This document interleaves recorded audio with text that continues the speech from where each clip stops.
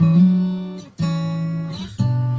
quero viver algo novo. Faz meu coração arder de novo. Espírito vem, Espírito vem, Espírito Santo. Espírito vem, Espírito vem, Espírito Santo. Oh, vem sobre nós. Espírito vem, Espírito vem, Espírito Santo. Eu queria chamar a pastora Tim de novo aqui, por favor, venha cá.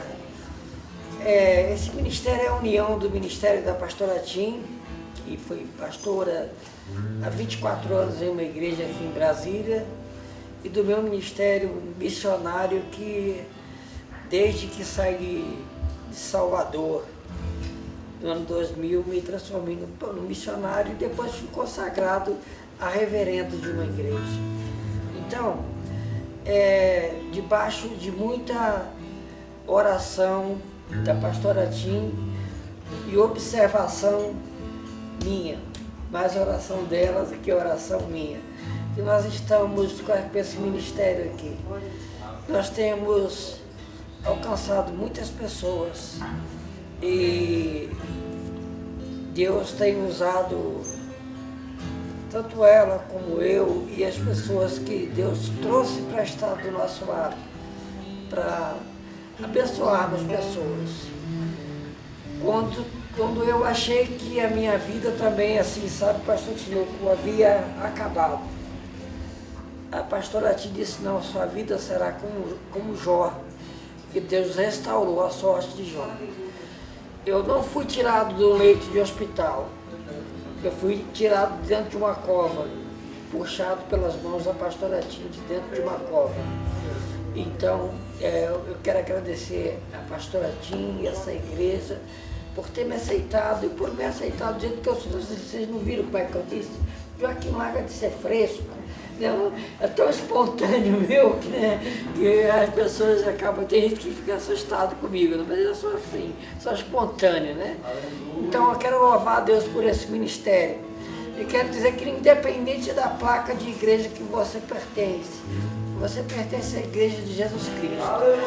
E que, respondendo a pergunta do Jair, ninguém, Jair, sai da igreja de Jesus Cristo. Por mais que mude de placa, ninguém sai da igreja de Jesus Cristo. Então essa igreja que é uma igreja que pertence ao corpo de Cristo, e nós louvamos por fazer essa obra aqui, em nome de Jesus. Obrigado, pastor. Que ser objetivo, queridos.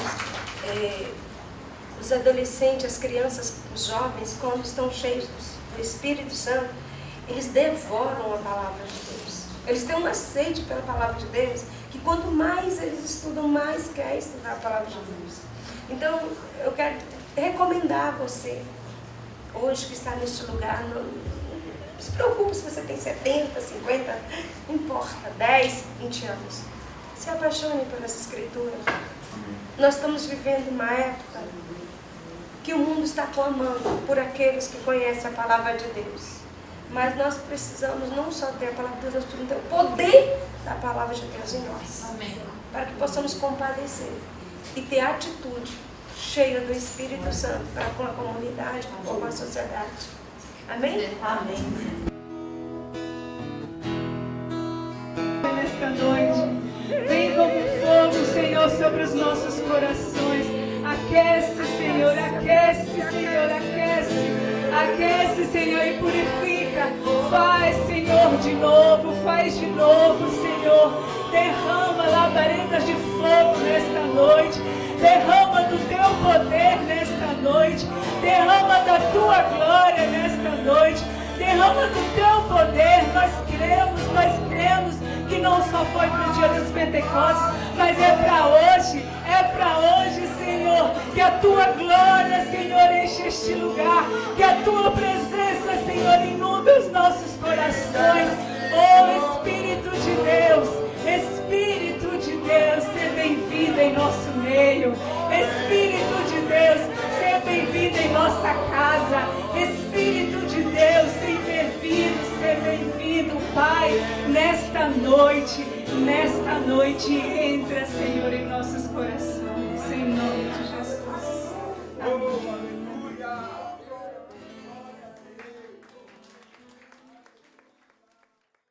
Servo no nome de Jesus.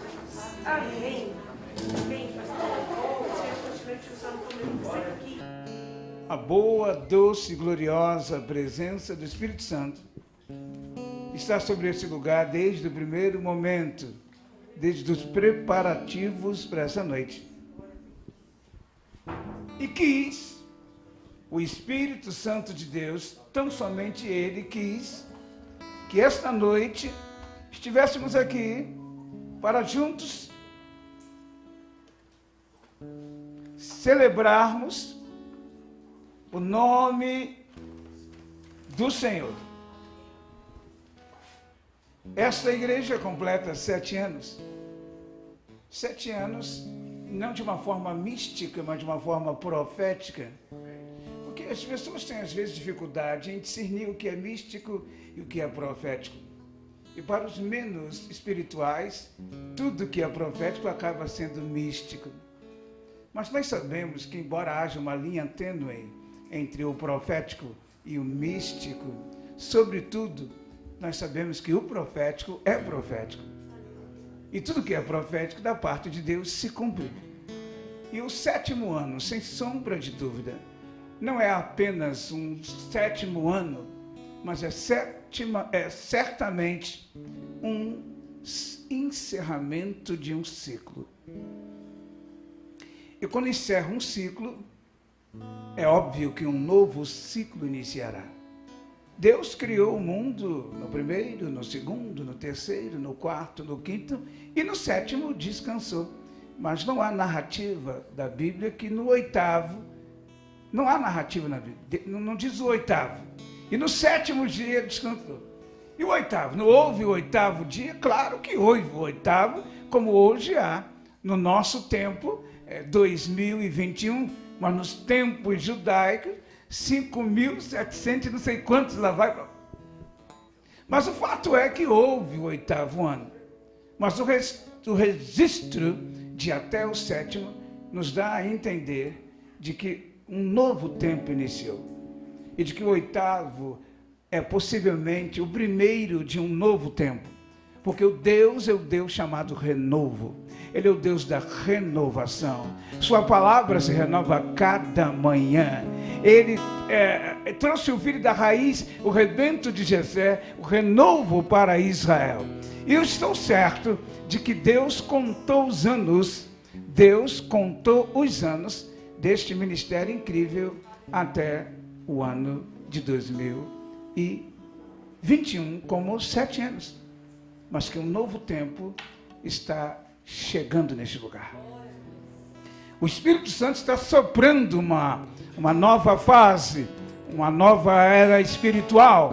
E por isso eu estou certo que esse tema, avivamento, o Espírito Santo, a plenitude do Espírito, não é uma jogada de marketing dos líderes da igreja, mas é uma pura jogada de marketing profética do próprio Senhor da igreja, o Espírito Santo de Deus. E na noite de ontem, a exemplo do que foi falado aqui na noite anterior a ontem, conforme o Espírito de Deus está inspirando a igreja e a liderança, quero-vos nesta noite dar sequência. Ontem, então, nós falamos sobre a plenitude do Espírito, a necessidade da plenitude do Espírito. Ontem nós falamos que Jesus, mesmo sendo Deus, não precisava disso, mas ele também recebeu a plenitude do Espírito.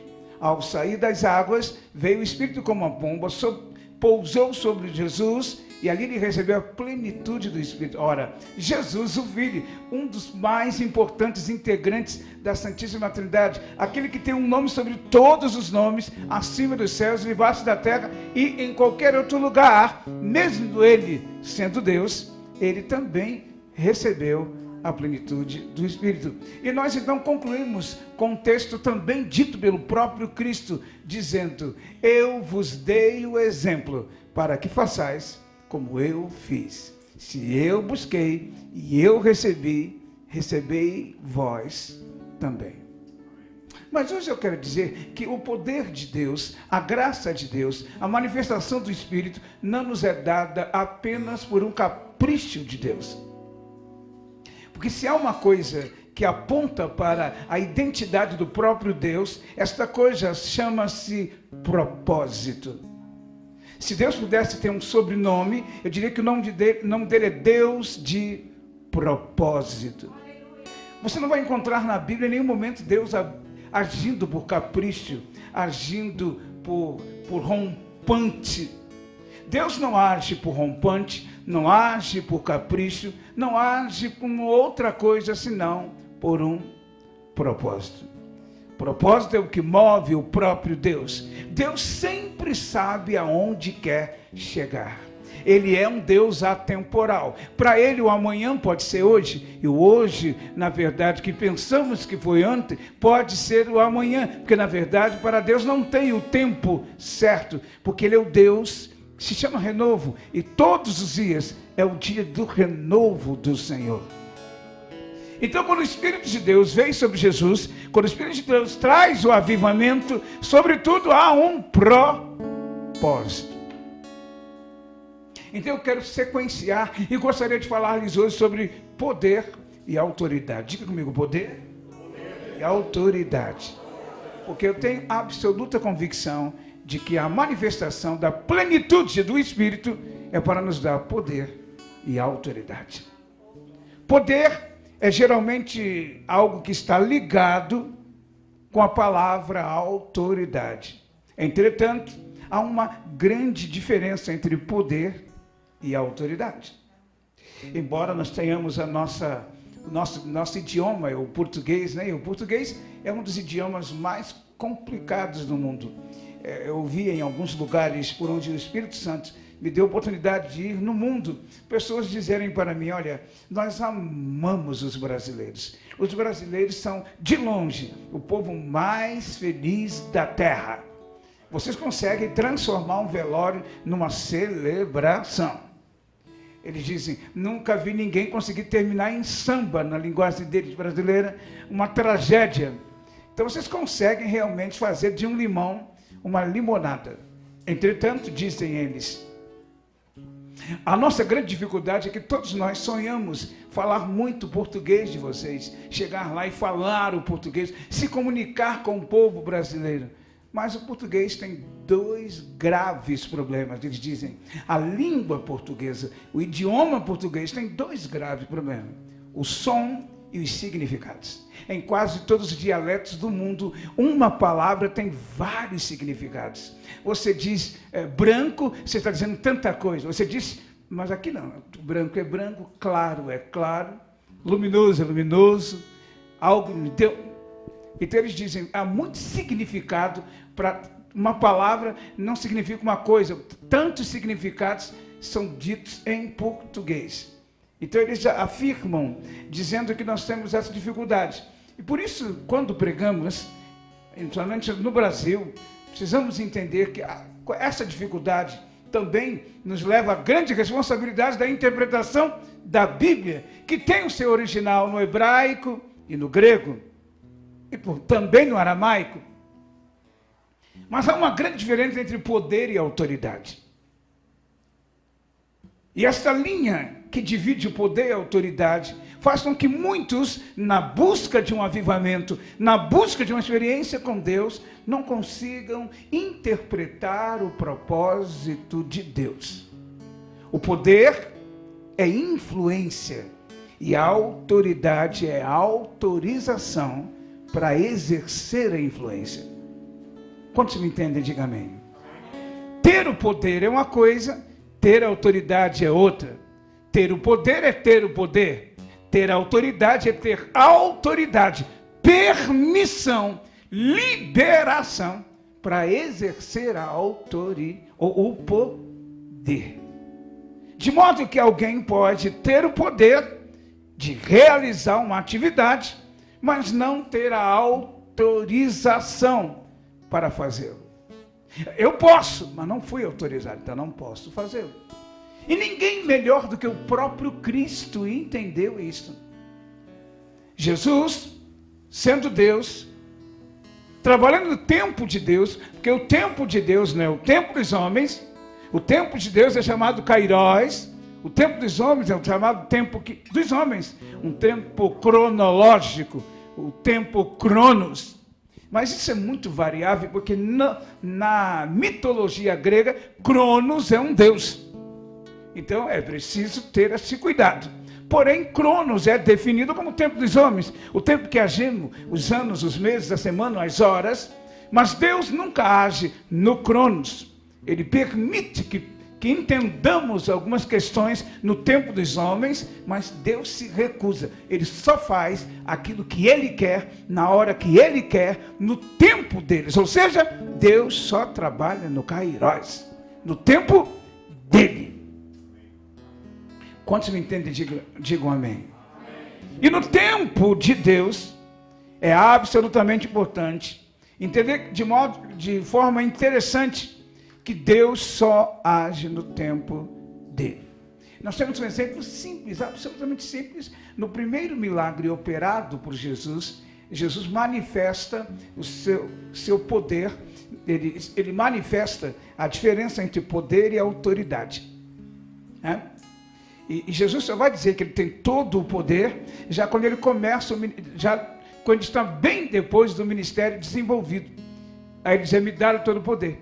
Mas a Bíblia diz que lá no início, Jesus, ele nasce, ele é preparado, ele é treinado, ele é, por Deus, trabalhado para a sua missão. Não que ele precisasse. Entenda aquilo que eu vos disse ontem. O versículo, eu vos dei o exemplo, para que façais como eu fiz, responde tudo isso. Por que algumas coisas que não, em momento algum, Jesus teria necessidade de fazê-lo, ele fez? Resposta, eu vos dei o exemplo para que façais como eu fiz. Todavia, ele sempre foi Deus, ele sempre teve a plenitude, porque ele também é Deus, ele também é o Espírito. Entretanto, ele nos deixou alguns grandes exemplos. Ele só agiu na hora em que Deus lhe deu autoridade. Na hora que Deus lhe deu autoridade, mas poder ele já tinha. Então, quando ele está na festa em Caná da Galileia, acaba o vinho, todos se desesperam. Maria, mãe de Jesus, a privilegiada, a escolhida, a ungida, a abençoada, aproxima-se de alguém, percebe que não está mais havendo alegria na festa. Ela então, assunto como qualquer mulher detalhista, ela logo descobre por que está acontecendo tudo aquilo ali. Ela então aproxima-se do próprio Jesus e diz, Jesus, acabou o vinho, faça alguma coisa. Então Jesus responde para a sua serva e não para a sua mãe, mulher, o que eu tenho a ver contigo? Aquieta-te, ainda não é chegado a minha hora, ou seja, o Kairos, a hora de Deus. Na hora dos homens, acabou o vinho. Acabou o vinho, teologicamente, acabou a alegria da festa. Então ela se desesperou e disse, agora Jesus, não tem mais vinho, faça alguma coisa. E ele diz, não, ainda não é chegado a minha hora. Isso não quer dizer que ele não tinha poder de fazê-lo. Ele tinha poder de jamais... Ele tinha poder de jamais permitir que o vinho acabasse. Todavia, ele não o fez, porque ele não tinha ainda autoridade. Poder é poder. Autoridade é permissão para exercer o poder. Quando o Espírito Santo vem sobre a igreja, a Bíblia também nos diz que o próprio Cristo, antes de ascender, de subir aos céus, aí no meio dos discípulos ele sopra. E o Espírito Santo entra nos discípulos. E o Espírito Santo ali recebeu, e o povo e os discípulos receberam o poder. Entretanto, Jesus diz, mas ficai em Jerusalém, até que lá do alto sejais revestidos de autoridade. 50 dias eles permaneceram reunidos no mesmo lugar, em Jerusalém.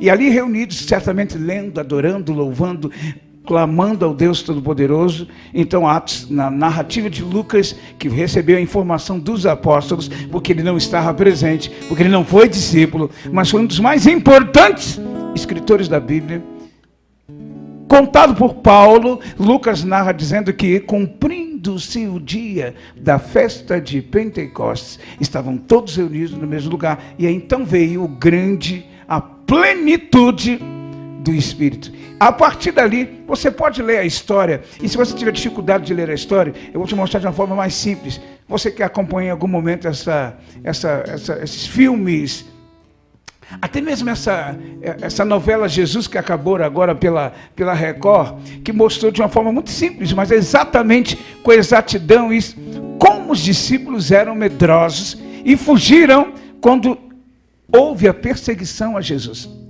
Mesmo Pedro, o mais sanguíneo dos discípulos, também teve medo e fugiu. Alguns fugiram pelo caminho de Emaús, outros fugiram ficaram escondidos dentro da casa, mesmo tendo andado com Cristo, mesmo tendo recebido o Espírito Santo. Quando Jesus soprou sobre eles, antes de subir, eles eram absolutamente tímidos. Mas a Bíblia diz que depois de Pentecoste, ninguém segurou esses caras. O morrer para eles tornou-se lucro. Cada um teve uma morte tenebrosa na função, no desempenhar do seu ministério. Mas a Bíblia diz que depois que receberam a autoridade, porque quando Jesus soprou, eles receberam o poder. Mas quando Jesus subiu e o Espírito Santo veio e derramou a plenitude, eles receberam a autoridade. Você não vai ver o Pedro de antes e o Pedro de depois do dia de Pentecostes. Os discípulos de antes e os discípulos de depois do dia de Pentecostes. Porque no dia de Pentecostes, eles receberam autoridade. E nesta noite o Espírito Santo me traz aqui, na conclusão desta celebração do 7º ano desta igreja incrível, para dizer: agora é hora de autoridade. Quando Jesus veio ao mundo, ele se fez bebê, menino, e depois um homem. Todavia, desde bebê, ele era 100% humano e 100% Deus. Há evidências claras na Bíblia e pesquisas de todos os tipos que Jesus foi 100% homem e 100% Deus. Como Deus, sempre Deus. Como homem, nunca pecou como homem. Todavia, esse Cristo querido e amado, que veio ao mundo para um propósito, redimir, salvar e transformar a humanidade, foi um Jesus que nos ensinou, sobretudo, a importância do revestimento do Espírito de Deus. O seu ministério começou a partir dos seus 30 anos. Aos 30 anos de idade, Jesus se batiza, então ele é levado pelo Espírito Santo, ele é preparado para o seu grande ministério. Por certo que ele tinha o poder, repito, mas ainda não tinha autorização para atuar. Ora, a Bíblia diz tão claramente que ele acabou de ser, ontem nós falamos isso, ele batizou, veio o Espírito, deu o revestimento, ele foi para o deserto, venceu a Satanás, porque para vencer a Satanás, você tem que estar cheio do Espírito Santo, porque não adianta ir com a cara limpa, porque não é assim que as coisas funcionam no projeto de Deus, porque quem te dá poder é Deus, quem te dá autoridade é Deus. Você nunca vence por você mesmo, porque você não é ninguém. Por isso Jesus diz: sem mim, nada podeis fazer. Agora Jesus, o Cristo amado, tem poder e autoridade. Ele volta do deserto, ele vence o diabo, então ele vai no casamento e ele opera o primeiro milagre. É ali, quando ele diz para sua mãe na terra, a Maria, ele diz: ainda não é chegada a minha hora. Ou seja, ainda não foi me dada a autoridade. Tu sabes, Maria, quem eu sou, porque antes de eu vir, Deus te disse quem eu era. O Espírito Santo me gerou em teu ventre. Você sabe quem eu sou. Talvez você esteja pedindo para que eu transforme essa água em vinho, porque você sabe quem eu sou, de quem eu fui gerado. Mas mesmo sabendo quem eu sou e de quem eu sou gerado, fui gerado, é importante que você saiba, Maria, que eu ainda não tenho autoridade, porque ainda não é chegada a minha hora. Bem, a Bíblia não diz, o autor não diz exatamente qual foi o momento, se foi no estalo, se Jesus deu uma rodopiada, se ele deu uma metralhada em línguas estranhas, eu não sei como foi, mas naquele ínterim veio o Espírito e disse: agora você está autorizado, filho, vai que vai, sopra nesse lugar, que os sinais aconteçam, que as evidências da glória de Deus venham sobre esse lugar. Então Jesus já disse: gente, traz água, traz água, coloca aqui um balde de água, o máximo que vocês puderem. E ele só levantou a mão, e agora cheio do Espírito, e de autoridade, poder e autoridade, ele transforma a água em vinho. Esta noite, eu quero te dizer que Deus te trouxe aqui, Deus te inseriu neste contexto, sendo você membro ou não deste ministério, tendo você vindo aqui algumas vezes ou a primeira vez, não importa. Ninguém está aqui por um acaso, nem muito menos por um capricho. Se você acha que veio porque alguém te convidou, alguém disse que teria um pregador, alguém disse que teria uma banda, alguém disse que teria um sax, alguém disse que teria uma palavra, alguém disse que teria um estudo, vou logo te avisando, não fique triste não, mas foi puro pretexto de Deus. O Espírito Santo fez a maior armação para te trazer nesta noite, para te dizer: chega, está na hora de receber a autoridade. Em Lucas capítulo 4, versículo 18, Lucas 4, 18 diz: o Espírito do Senhor está sobre mim, porque me ungiu para pregar o evangelho aos pobres. Ele me enviou para proclamar a libertação dos aprisionados e a recuperação das vistas aos cegos, para restituir a liberdade aos oprimidos. Jesus está falando da unção. Bem, esse texto foi profetizado por Isaías 700 a 750 anos depois que Isaías profetizou. Jesus está sentado num culto como esse, vamos dizer numa linguagem nossa, que para os judeus o nome não é culto, e sim é sessão. Sessão. Até nisso o capeta quer imitar, porque lá do outro lado eles estão não chamando de sessão. Eu nunca entendi porque era sessão. Imitação da expressão judaica. Sessão. Jesus está numa sessão, ou seja, junto com os judeus, quando foi dado a ele a oportunidade de ler a Bíblia, a Sagrada Escritura, Jesus abre o rolo e abre exatamente em Isaías. E quando ele abre, então ele profetiza, ele traz uma palavra se cumprindo através dele. Ele diz: o Espírito do Senhor está sobre mim, porque me ungiu. Entenda, o Espírito do Senhor está sobre mim e me ungiu. O Espírito do Senhor está sobre mim, poder. Me ungiu é autoridade.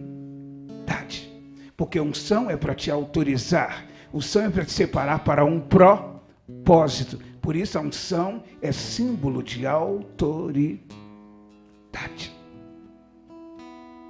O Senhor me ungiu para pregar o evangelho aos pobres. E Jesus começa a dizer quais eram a sua missão, ou o seu propósito. Mas ele disse: eu fui ungido, eu fui autorizado. Temos como base, o texto que eu acabei de dizer, foi a citação de Isaías capítulo 61. Foi o próprio Jesus que cita em Lucas, Isaías 61, que a unção é dada por Deus para um propósito específico de evangelizar aos pobres, de restaurar os corações arrependidos, de proclamar a liberdade aos escravos, de libertar os presos e de proclamar o ano aceitável do Senhor. Ao receber a unção, ao receber a plenitude do Espírito Santo, aquele que já tinha o poder, agora tem a autorização para cumprir o propósito de Deus. Eu vou terminar essa palavra, até terminar, insistindo em usar a expressão que Deus deu a Jesus a autoridade, após ter dado a ele o poder para cumprir o propósito. Por que eu vou insistir em dizer isso? Porque este é o grande propósito desta noite. Ninguém vai sair naquela porta sem estar autorizado a ministrar o poder de Deus aonde quer que ele te leve a partir desta noite.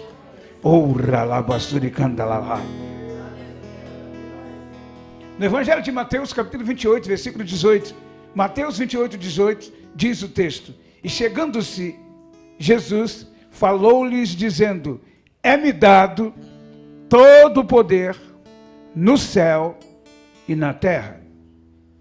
A autoridade foi dada e o poder pôde ser exercido no céu e na terra.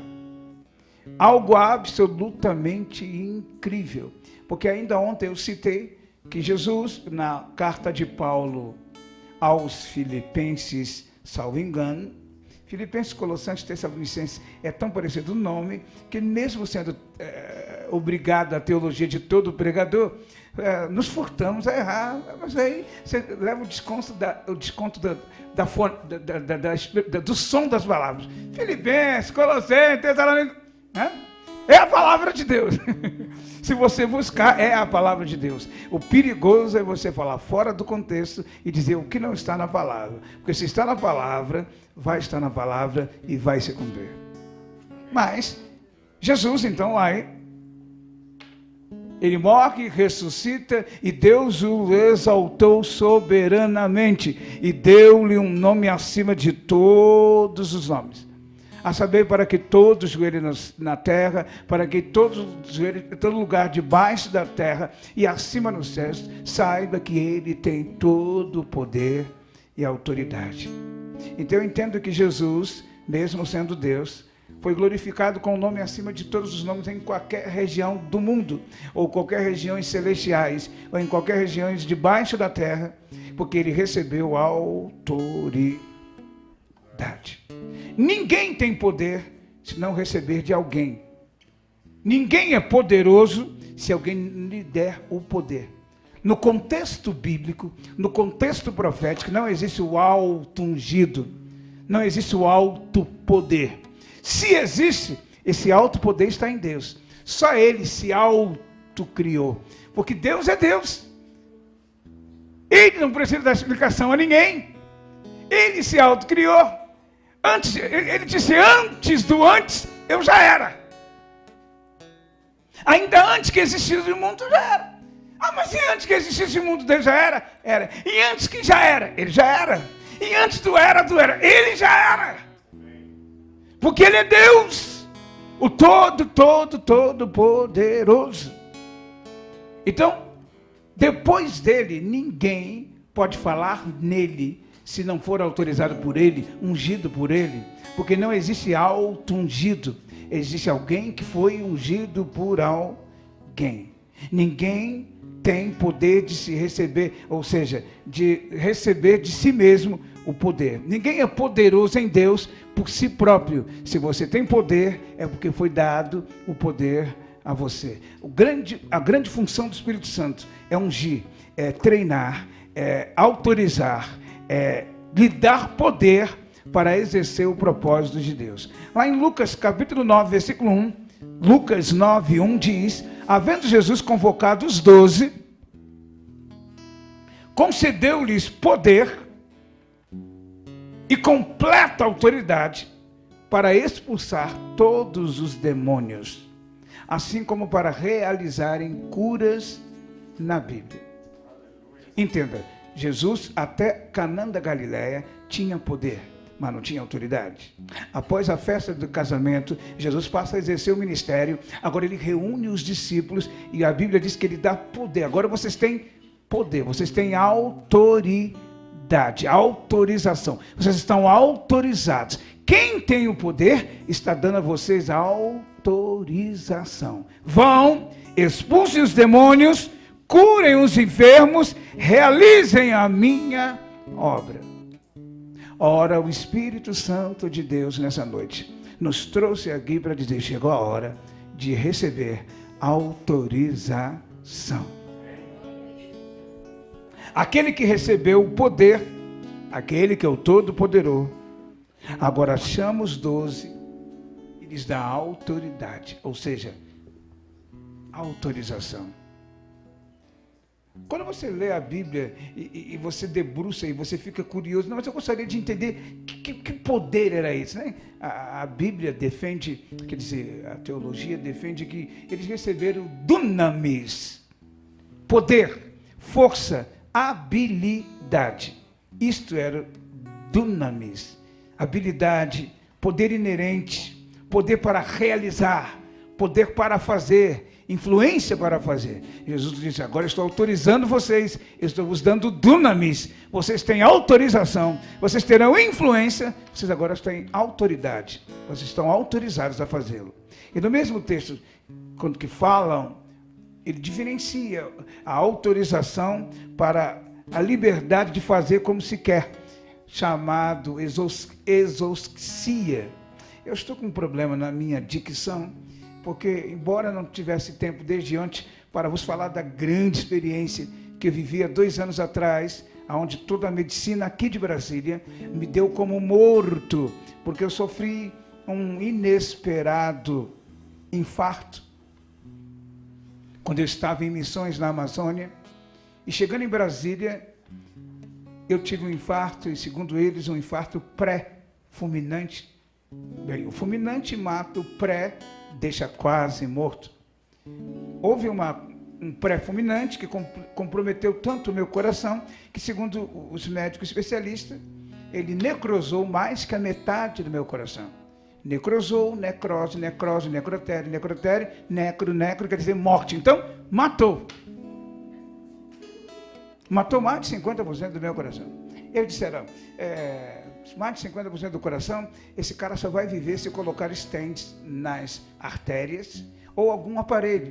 Bem, vamos abrir o pulso dele e colocar pelas artérias um stent. Abrir o meu pulso e enfiar, desculpe a expressão, o stent, a molinha para as artérias, mas quando chegou na metade do meu braço, eles disseram, meu Deus, esse cara está morto e não sabe. Todas as minhas artérias estavam necrosadas, totalmente entupidas de tanta gordura.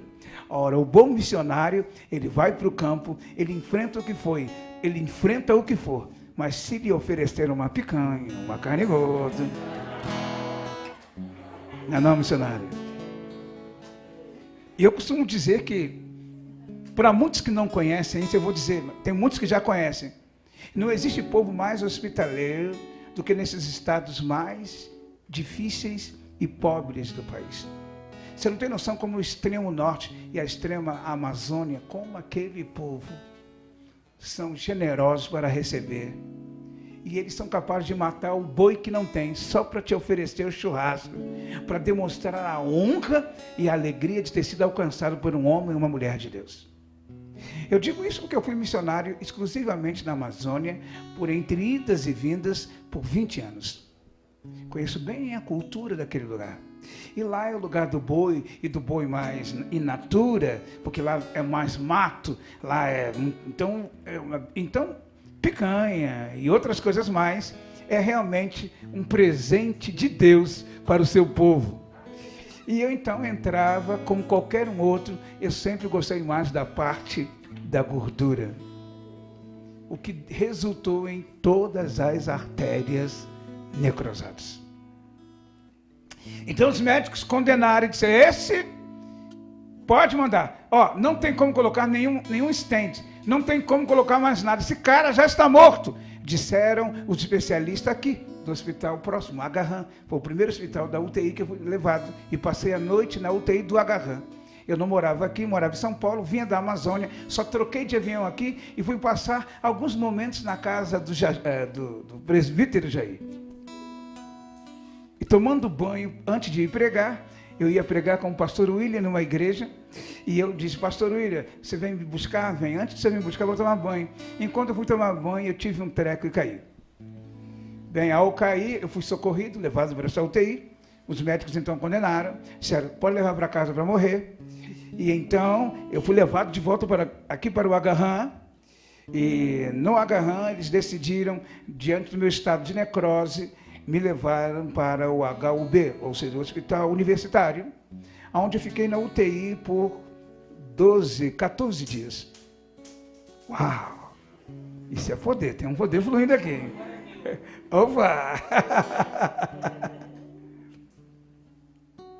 Após 14 dias de UTI, depois de todo tipo de exames, eles decidiram me mandar para casa para morrer. Chamaram a minha esposa e disseram, vamos liberar ele, ele vai para casa, não tem remédio, não tem nada que possa fazer. Na verdade, em outras palavras, leve ele para casa para morrer. Amanhã virá o médico e vai autorizar ele a ir para casa. No entre hoje e amanhã, no outro dia de manhã, a minha esposa me visitou na UTI, ela saiu, eu sentei na cama, abri um livro, e quando eu estava lendo o livro, eu sofri um apagão, e aí eu sofri um AVC.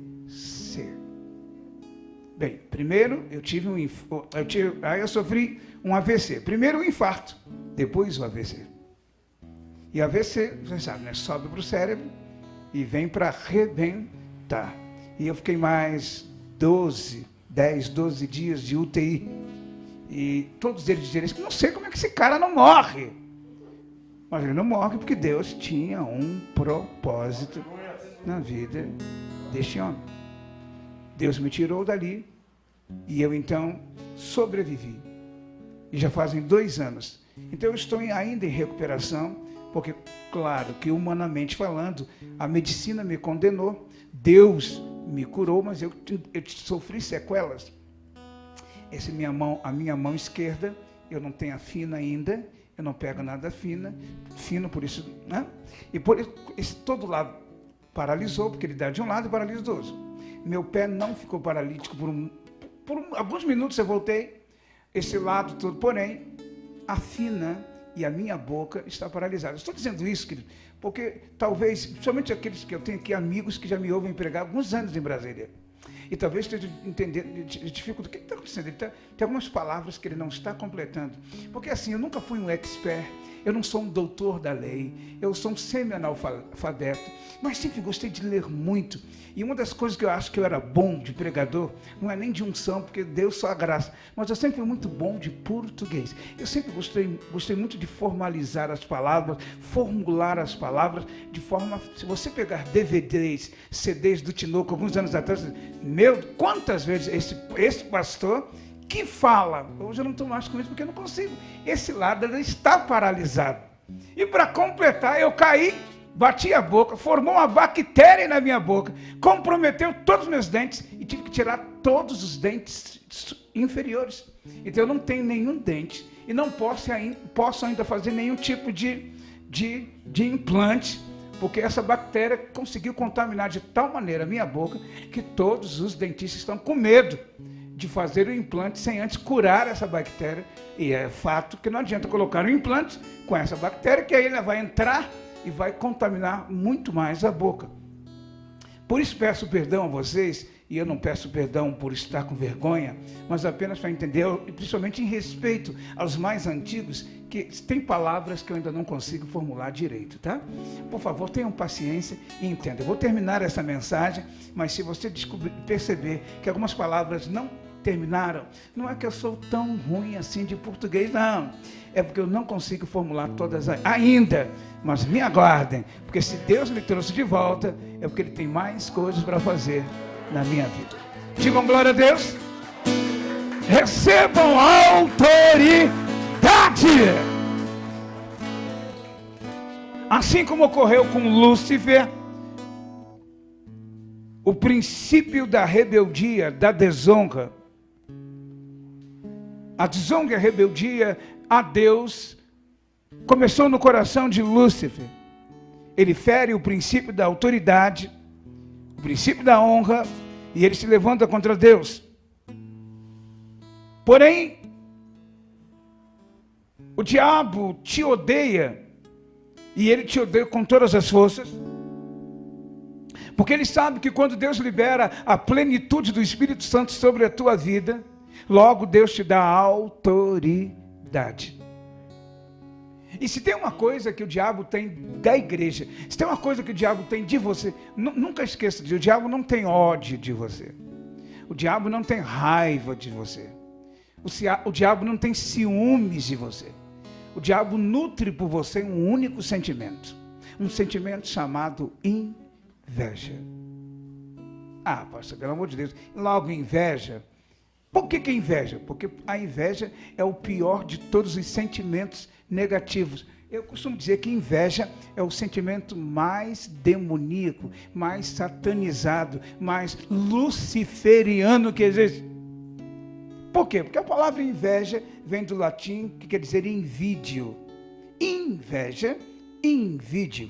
In é inverter. Tudo que é inverter. E vídio vem de visão.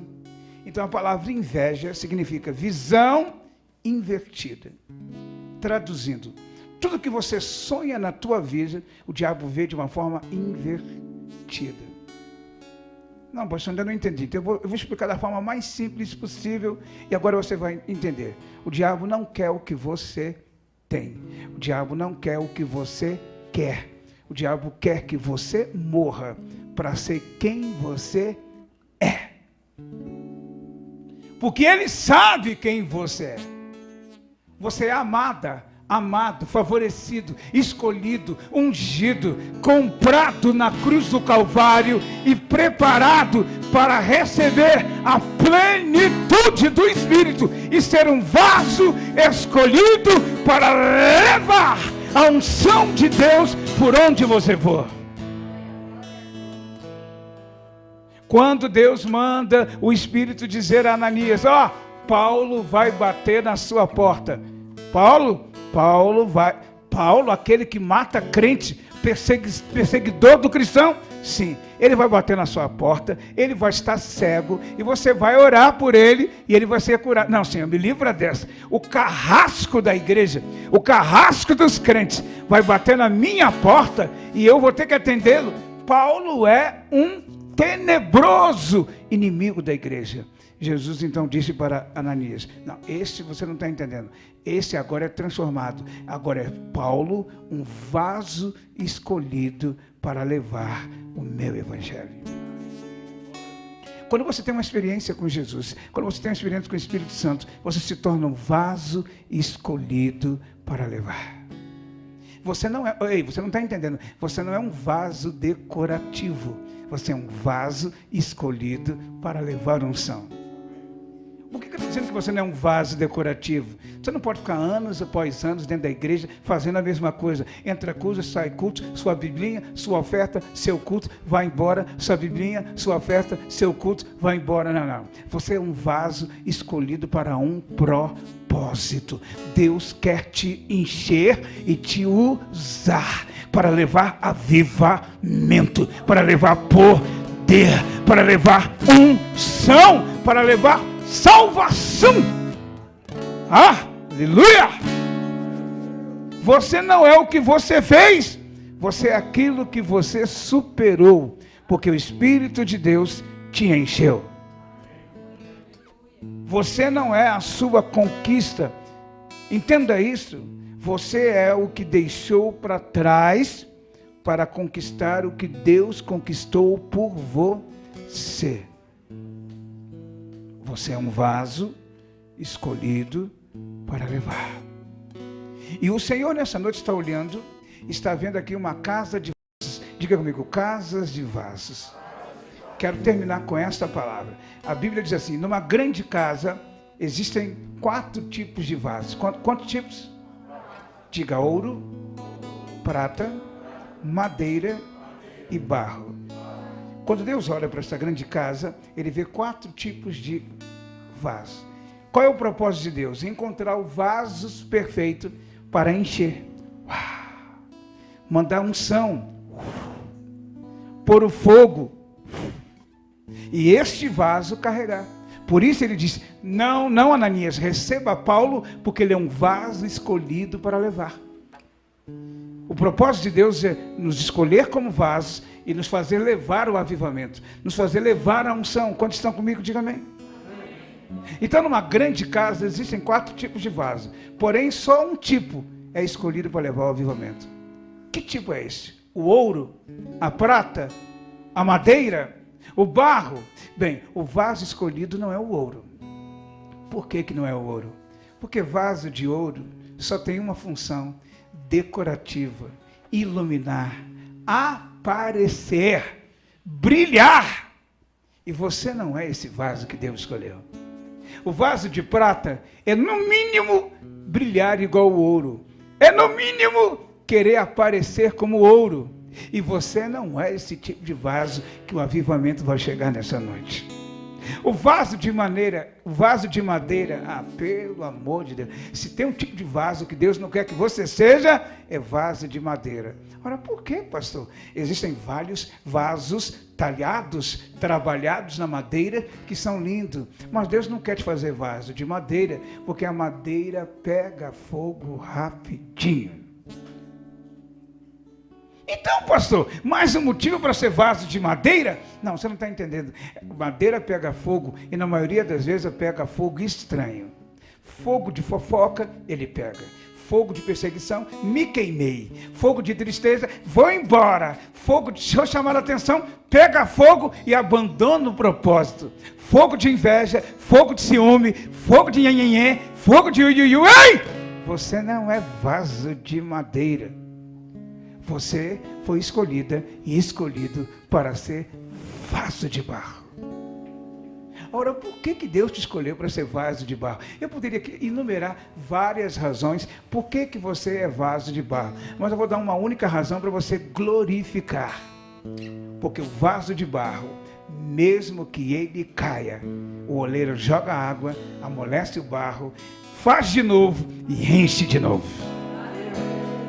O vaso de barro é um vaso interminável. Ele não tem fim. Porque quando todo mundo pensa que ele foi quebrado e não vai mais existir, o oleiro manda chuva seródia, amolece o barro, amassa o barro, remodela o vaso, põe no fogo, faz de novo e enche de novo do óleo do Espírito.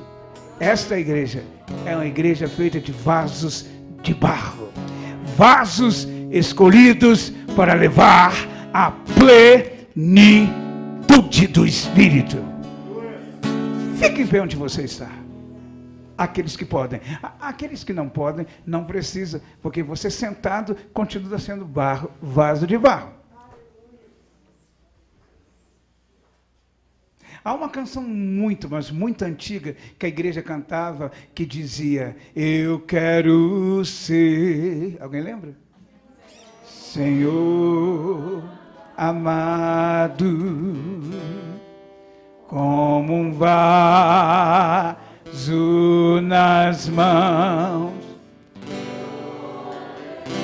leiro, quebra minha vida e a faça de novo. Eu quero ser. Você que quer ser o quê? Eu quero um vaso novo, diz.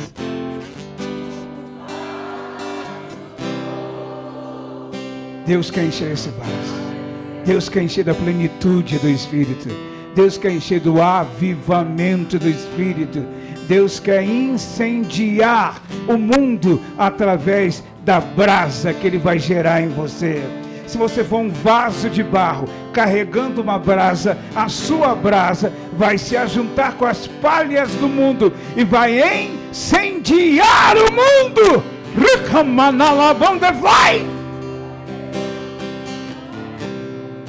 Diga. Eu quero ser. Eu quero ser um vaso novo. Então diga, igreja. Eu quero ser. Eu quero ser, Senhor amado, como vaso nas mãos de um oleiro. Quebra minha vida e a faça de novo. Eu quero ser. Eu quero. Espírito Santo, esta é a tua noite. Estes são os teus vasos. Eis os vasos escolhidos para levar ao avivamento. Eis os vasos escolhidos para levar a plenitude do teu Espírito. Eis os vasos escolhidos para carregarem o teu propósito. Não somos vasos decorativos, não somos vasos de ouro, não queremos brilhar por vaidades. Não somos vasos de prata, não queremos lugares de honra para aparecer. Não somos vasos de madeira, não queremos nos queimar pelo fogo do mundo. Somos vasos de barro. E se quiseres amassar, amasse. E se quiseres quebrar e fazer de novo, quebre. Somos vasos em tuas mãos. Vasos de barro que entra no fogo, que é selado no fogo, que é moldado nas tuas mãos. Oh, vem Espírito Santo, vem avivamento do Espírito e enche o vaso, enche o vaso, enche o vaso, enche o vaso, enche o vaso, e carrega o teu propósito, carrega a tua unção, carrega o teu avivamento, carrega o teu poder. Carrega, meu Deus, o teu Espírito Santo, a plenitude do teu Espírito, em nome de Jesus. Quantos podem levantar a mão em minha altura e dizer: como tu queres, Senhor amado, tu és oleiro e eu sou barro, quebra minha vida e a faça de novo. Eu quero ser, eu quero ser o quê?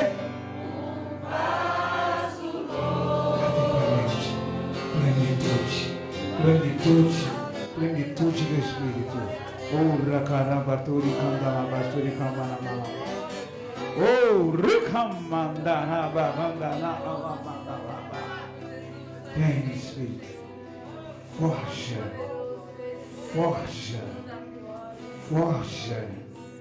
treina, molda, enche, usa, enche e usa, enche, usa.